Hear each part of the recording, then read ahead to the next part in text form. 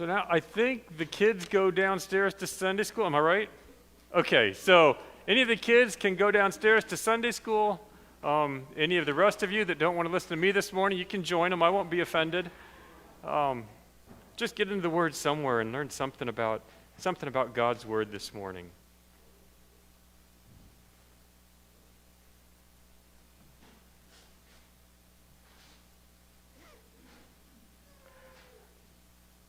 We like to sort things and classify things. I think it's just kind of natural for us. Even if you're messy and unorganized like I am, it's nice to have things sorted. It's just I don't do it very often. But like your silverware, your flatware, we call it silverware, even though it's far from silver at our house. But you have a little plastic tray in your drawer, if you're anything like us, and all the spoons are here, and the forks are here, and the knives are here, right? You guys, you know what I'm talking about. We keep things separate. We don't just take all of our flatware and just throw it in a bowl, and then when we want to use something, to dig through and find the piece that we want. We do the same thing with coins. At the grocery store, we have the cash register, and there's little trays for pennies and nickels and dimes and quarters. And then you have someone comes along and they give you a gold dollar bill, and there's a gold coin, a silver. What am I trying to say? A dollar coin, there's no place to put it. It's like, right? And the same with the bills. You have ones, fives, tens, 20s, and then someone hands you a $2 bill. Where'd the $2 bill come from? You're messing up my whole system. But we like to sort things and have them categorized. My kids, when they were young, they loved Legos. They were like the Lego maniacs. We've got thousands of Lego. I mean, we probably literally have tens of thousands of Legos. Anytime the kids got money, I want to buy Legos. My oldest is 34, I think. Last year for Christmas, what did he want? Legos, right? My kids love their Legos. But every once in a while, my wife would take them, and we would dump them all out, and she would start sorting them by color. She would start dividing them or separating them. And then the kids would come around, and they would start wanting to play again. All the red ones are here, and the blue ones, and the yellow ones, and the green ones. And then all the people are in this container, and all the special little things are over in this container. And they would start all over, start building things because the things were separated. And we do the same thing. We like to divide or separate or sort just about everything. I mean, even people we like to classify, right? We like to sort them. And so we have male and female. Right? We have young and old. We have tall and short. We have rich and poor. We have Republicans and Democrats. Right? We have natives and immigrants. We have Cyclones and Hawkeyes. Cyclones are probably in a better mood today than the Hawkeyes. That was tough. We have Baptists and Methodists. We have ethnicity, right? We have whites and blacks and Hispanics and Asians. And it's interesting that with all these divisions, that right now, Sunday morning, is the time that we're most divided in America. Did you know that? We might work with people of other races. We might go to ball games with people of other races.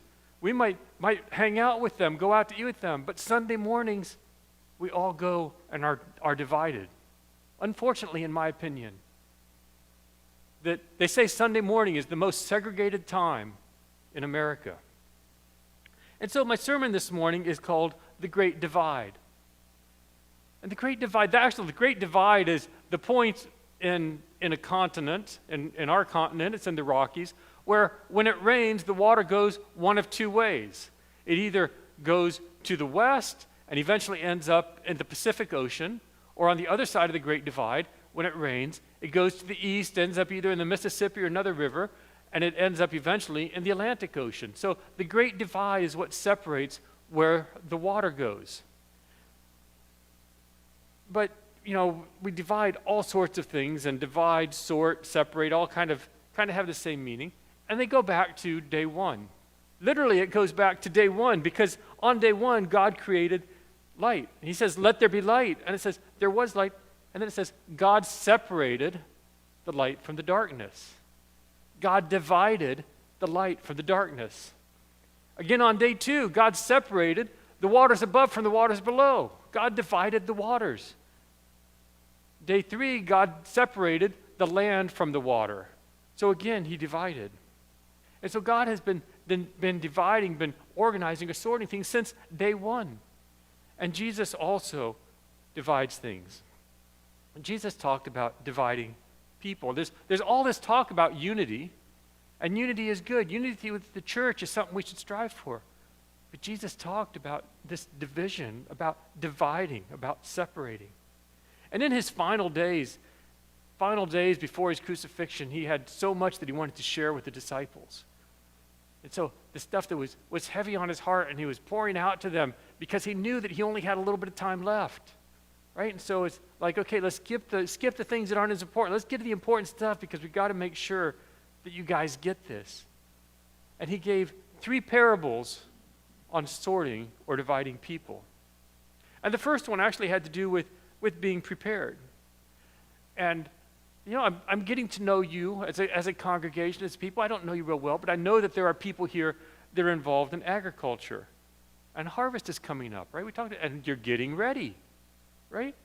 You're preparing. You're making sure that the grain bins are ready to go. You're making sure that the equipment is. There might have been something, last fall when you finished up that wasn't quite right. And if you're like me, it's going to sit there until I need it again. And now it's like, let's get this ready. Let's get things greased up. Let's make sure we're ready. Let's make sure the fuel tanks are full because we're going to need that. And then as you're getting ready, in the back of your mind, you're going, okay, what are the unexpected things that can happen? And what can I put in place so that I can address those with the least amount of problem? Right? There's those unexpected things. What could happen? What do I need to do so when the unexpected happens, I'm in a position to deal with it and not have to start all over? And we do the same things if you're not in agriculture. When you travel, right? In the wintertime, you might put a candle and a blanket and some snacks in your car if the weather's bad. Just in case you get hung up somewhere, in case you end up in a ditch. No, I've had that in my car sometimes. I've never ever used it, but I have it there to be prepared. Or if you're flying somewhere, you might take along an extra change of clothes in case your flight gets canceled and you don't make it home. Or you might be one of those that takes it a step farther and says, I'm going to take a change of clothes in my carry-on luggage in case my checked bags get lost and I end up someplace and don't have anything to wear. At least I'll do that. So we try to be prepared. And in the first parable we're going to look at today, Jesus is talking to his disciples about being prepared. And he separates those who are prepared from those who aren't. So if you have your Bibles this morning, I encourage you to open up to Matthew chapter 25. I'll also have the scriptures up on the board, but this is the parable of the 10 virgins or the parable of the 10 bridesmaids, depending on how we classify it. And so in Matthew chapter 25, starting in verse 1, it says, "Then the kingdom of heaven will be like 10 virgins who took their lamps and went to meet the bridegroom. 5 of them were foolish and 5 were wise. And when the foolish took their lamps, they took no oil with them, but the wise took flasks of oil with their lamps." So what's this all about, right? What's the context? I learned something studying this passage that Don asked me to cover this week. It was common in Jesus' day for the bride and the groom to be at their own homes. There was no limo to go to the wedding. And so they were separate. And so the groom and the groomsmen would go together from his house to the bride's house. And then from that point on, the bridesmaid would usher the couple to the wedding feast, to the wedding venue, to the wedding, right? And so the groom and the groomsmen would come to the bride's house, but then the bridesmaids would accompany them from there on. And so if the feast was going to be late, the bridesmaid would have lamps to illuminate the way, to shine on the path as the wedding party went to the wedding feast. And so we have the bridesmaids here with their lamps, and some of them had thought ahead, and they were prepared in case something went wrong, in case the groom ended up being detained for some reason and was later than expected. If that would have been my wife, with her group, they would have been well prepared. I wasn't late to my wedding, but I was late to just about everything else. My wife goes, "I don't know why I even waited for you." She goes, You'd show up 2 and 3 hours, 4 hours late for a date. And she stuck with me for some reason. But she must have been prepared. She must have had a book or something that she was killing time with until I showed up. And so what we have is the bridesmaids are here with their lamps, and the groom is delayed. He's detained and not there as quick. And verse 3 said that some were foolish and didn't take extra oil, while verse 4 points out that the wise ones did. And other than that, there's no differentiation between the fools and the wise. The only thing that separates them was that the fools were not prepared for the unexpected. Possible, maybe even likely, but they weren't prepared while the wise were prepared. And then in the next few verses, and I don't have those, but we would see that the unexpected does happen, right? By the time the groom arrives, their lamps had already been burning. They'd been lighting up the area waiting for the groom to arrive, and the foolish bridesmaids, they were out of oil. They were out of oil. Their lamps were going out. And so when the groom arrives, they want oil, and they end up going to try to find someone that will sell them oil after dark, right? To find a store that's open, find a shopkeeper that will open up for them. And they get the oil, and they go back. But in the meantime, the wedding party has left without them. Those who were prepared have already left. And so after securing more oil, they showed up at the feast. They go on their own, and they weren't allowed in. They weren't allowed in. And in Matthew 25:13, Jesus says, "Watch therefore, for you know neither the day nor the hour." See, he's talking about his return. Jesus is saying, I'm going to return, and you don't know when it's going to be. But be ready. Be ready. Be prepared. And that's going to take some effort. Being ready doesn't just happen, right? The bridesmaids, they took the time to get the extra oil. They had to set it with their stuff so they wouldn't forget it, and they took it.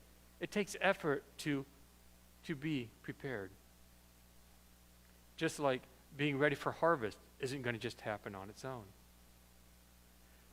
And Christ can return. He can return at any moment. The disciples thought he would return within their lifetime. So they had a date, man. And as they got older, they're thinking, man, it's got to be sooner, right? But since then, since the disciples, there've been, I don't know how many generations, hundreds of generations. He hasn't returned yet in those 2,000 years. And so we start to get a little sloppy in our thinking. We start to think, well, he hasn't returned in the last 2,000, so what's the odds of him returning this year? What's the odds of him returning in the next 20? If he hasn't come in 2000, the odds of him coming in the next 20 probably aren't that great. And we're not as sharp, we're not as ready. But it's crucial to be ready. It's imperative that we're ready because he could return at any moment. And in this parable, Jesus was saying that people will be divided based on their preparation. Those who were prepared will be part of the feast, part of the kingdom of heaven, and those who are not prepared will not be admitted, and they'll be left outside.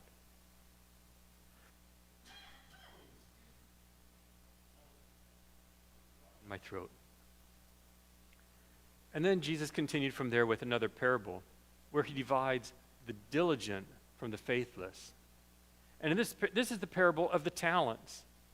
And a man was going on a trip, and so he entrusted his estate, entrusted money to 3 of his servants. One received 5 talents, one received 2 talents, and one received 1 talent. But let's put it in a perspective here a little bit. How much is a talent? I was trying to think, how much is a talent? Because I couldn't remember. I knew that a denarius is often used in the New Testament, in Jesus' teaching, was 1 day's wage.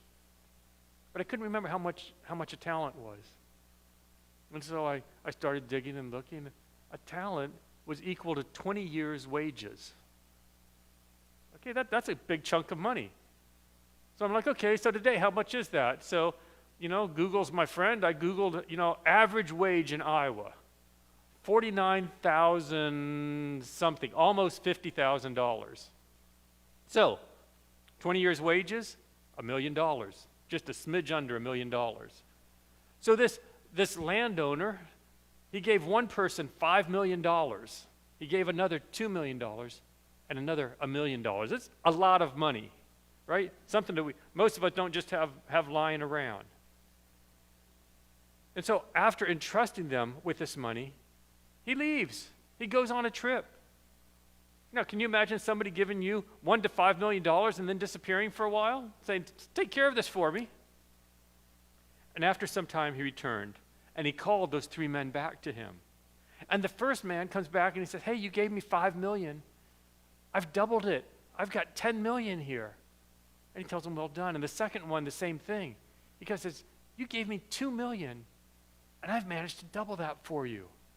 But then picking up in verse 24, we read, he also who had received 1 talent came forward, saying, Master, I knew that you were a hard man, reaping where you did not sow, and gathering where you scattered no seed.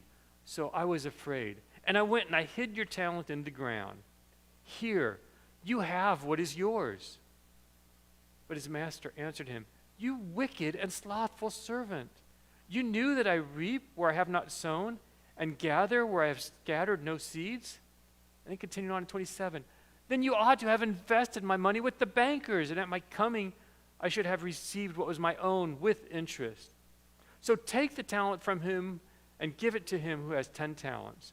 For to everyone who has will more be given, and he will have an abundance. But from the one who has not, even what he has will be taken away.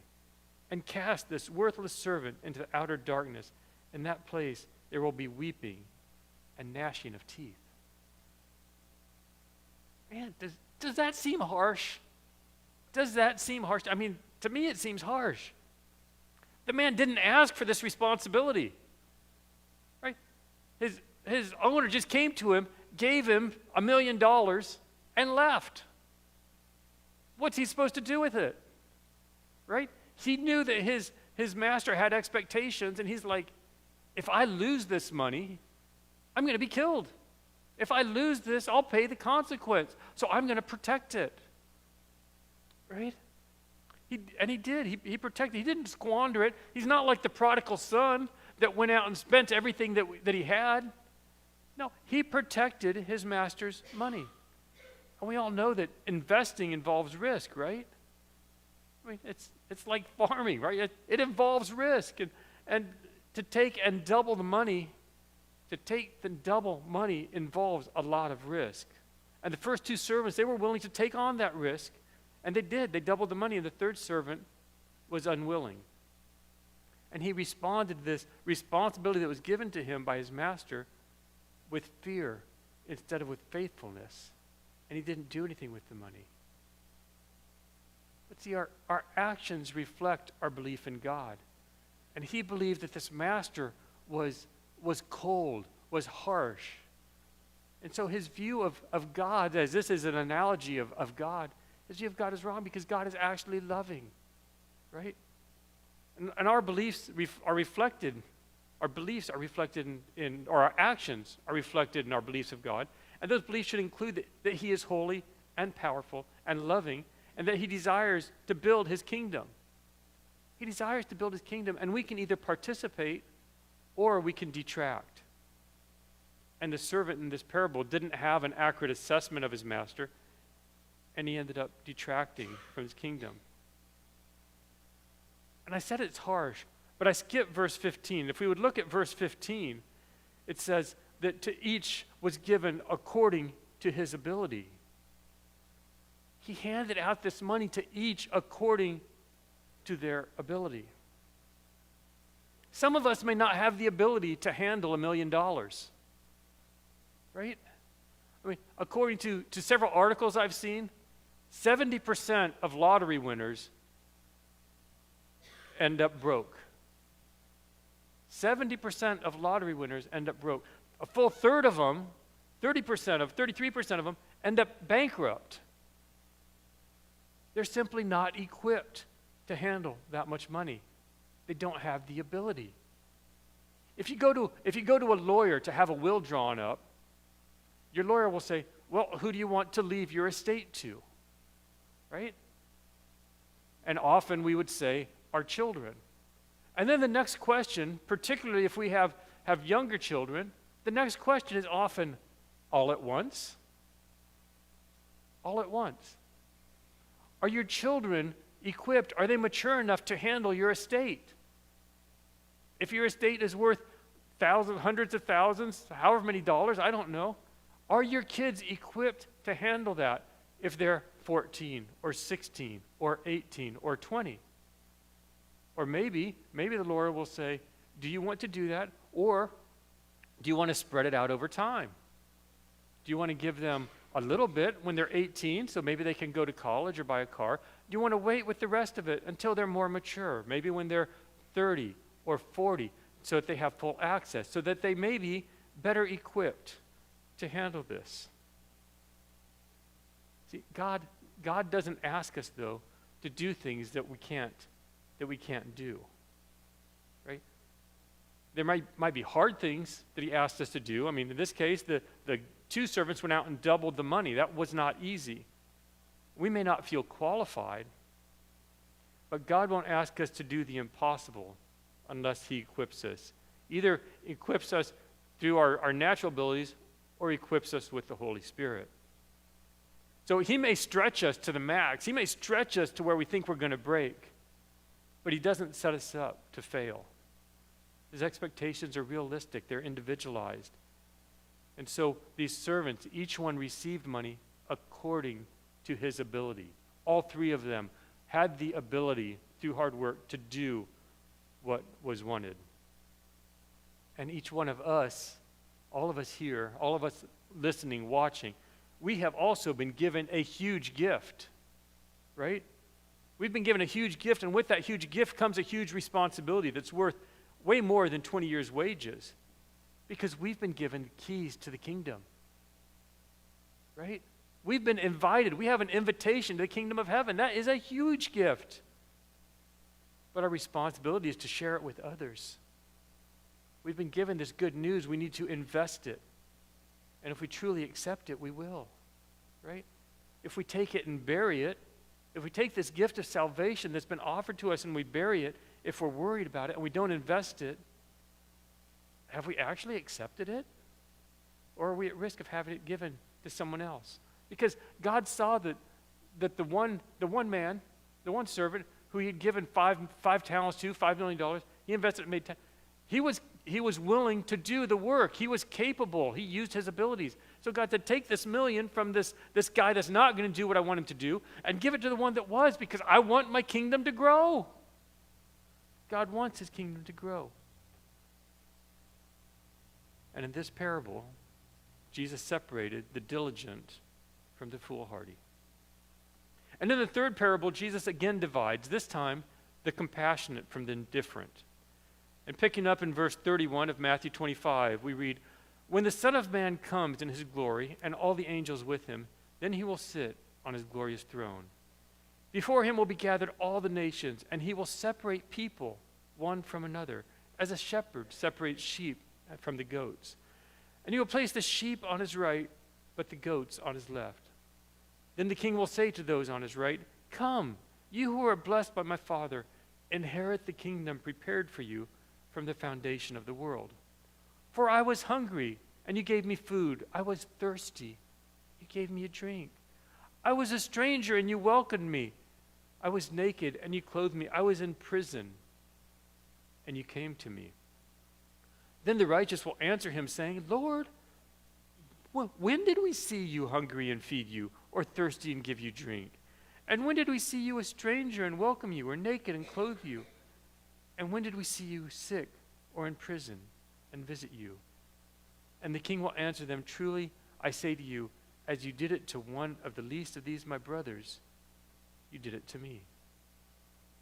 See, in this parable, Jesus is dividing those who have true faith and it's reflected in their lives from those who don't. And Jesus is here on his throne.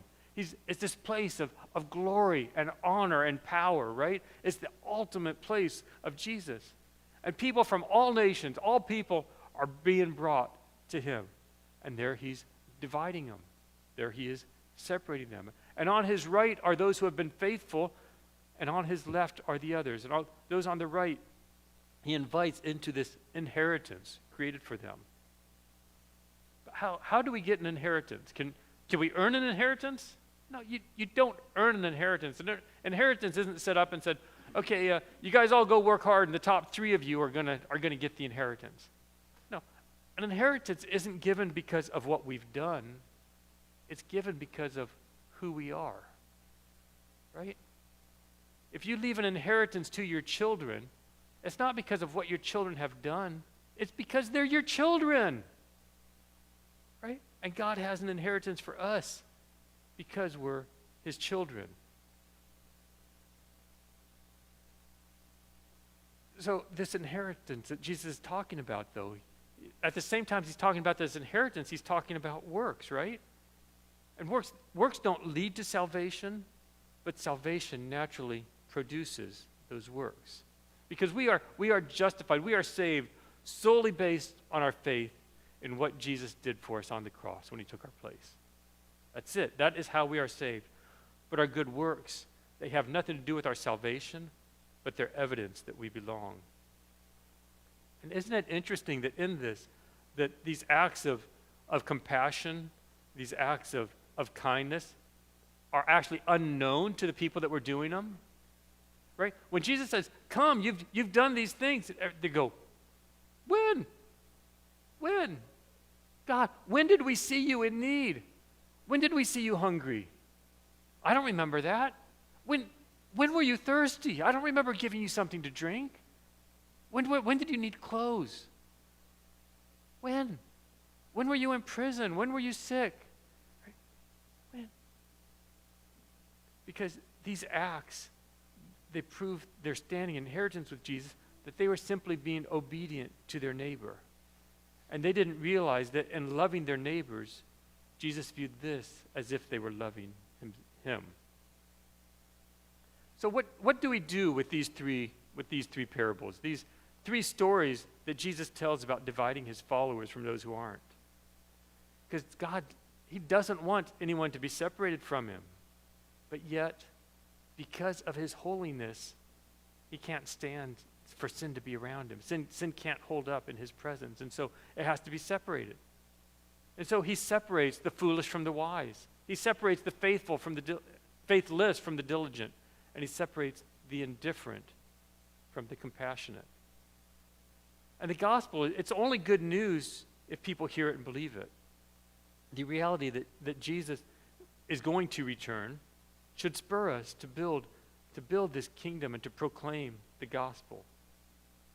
And in the first parable, Jesus shows us that he wants us to be prepared. Prepared for the unexpected, prepared and ready for when he will return. Right? That's the key.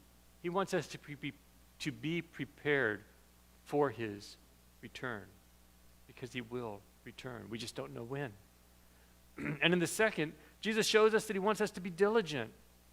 He assigns our ministries according to our abilities that he's given us, right? And it's our privilege to serve him and multiply the kingdom.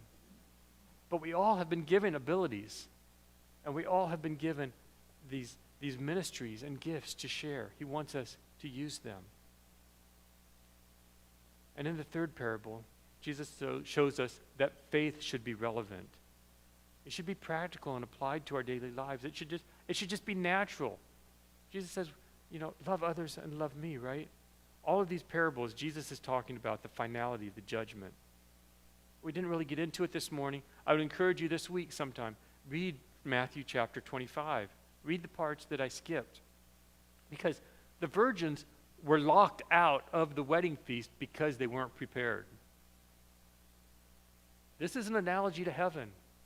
He's saying, those who aren't prepared will not be allowed in, right? And the servant that didn't invest, that wasn't diligent, that didn't do what he was supposed to do, says he was cast into utter darkness, where there would be weeping and gnashing of teeth.